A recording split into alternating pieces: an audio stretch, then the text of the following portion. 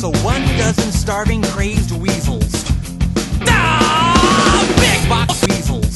Every single morning! It was driving me crazy! Except, of course, for the undeniable fact that every single morning, my mother would cut off my arms and legs with an oncoming train. Instead of my mom, I said, "Hey, Mom, what's up with all the train?" And she leaned right down next to me, and she said, "Wait a minute, I'll go using a chainsaw." No! Get him off me! Get him off me! That's when I swore that someday I would get out of that basement and travel to Jerry's bait shop. You know the place. Waka waka doo-doo Pete! Well, let me tell you people, it wasn't long at all before my dream came true. That's right, I got me a part-time job at a local radio station, but I still won the grand prize. That's right, a one per ticket, clap wait to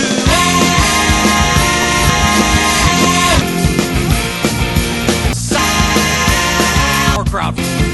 Oh yeah, you know I'd never been on a real airplane before, and I gotta tell you, it was just peachy. Except that I had to sit between two big fat hermaphrodites, excruciatingly severe mint odor, and the little kid in back of me kept throwing up 12-pound bowling balls into my face.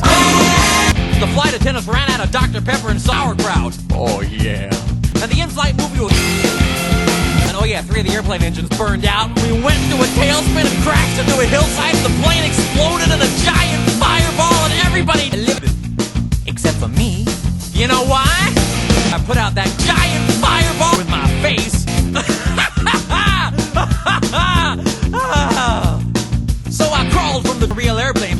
I cut off my arms and legs with a chainsaw for 3 full days, dragging along my torso on my lucky big leather garment, 12-pound autographed glow-in-the-dark tennis ball.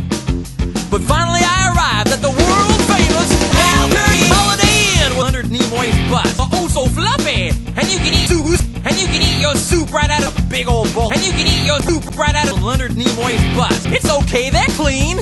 Well, I checked into my room and I turned down the AC and I turned on the AC and I turned down the AC and I turned on the AC and I turned down the AC and I turned on the giant fireball. No! Get him off me! Get him off me! When suddenly there's a knock on the door. I'm just about to eat that little chocolate.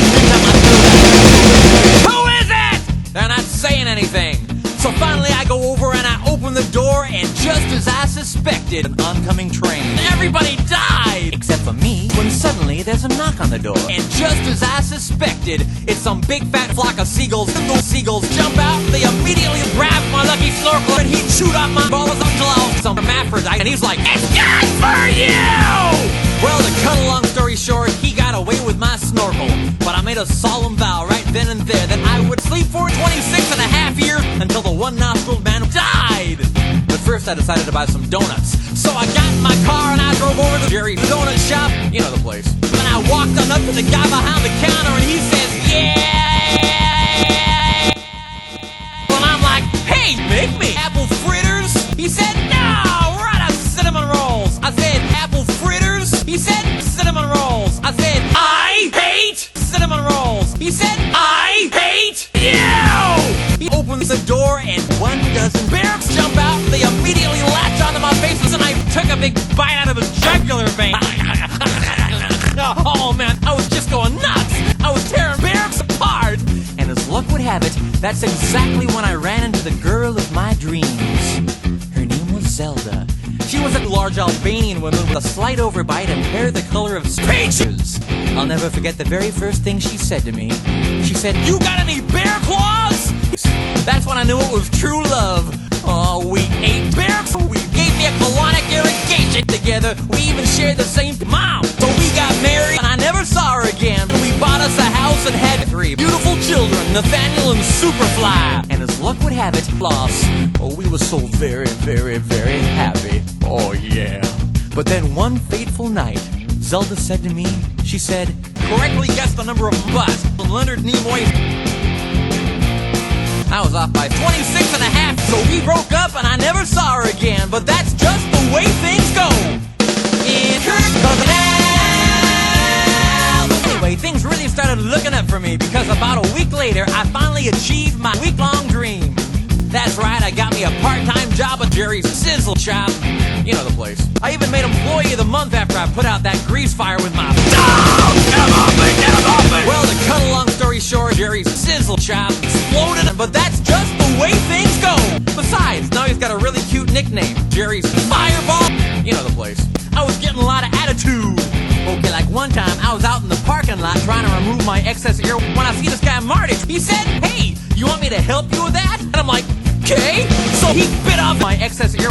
That's when I knew it was true love. And then he gets all indignant on me. He's like, "No." So we broke up. Besides, now he's got a really cute nickname. Died Boy. So what's he complaining about? Say, that reminds me of another amusing anecdote. This guy comes up to me on the street and he tells me he hasn't had a bite in 3 days. Well, I knew what he meant. I took a big old bowl of sauerkraut for breakfast. And he's yelling and screaming and bleeding all over, and I'm like, "It's good for you!" But he just gets rolling around on the sidewalk, bleeding and screaming, "Big bowl of sauerkraut! Big bowl of sauerkraut!" And I'm completely missing the irony of the whole situation. Man, some people just can't take a joke, you know? Anyway, where was I? Kind of lost my oncoming train of thought.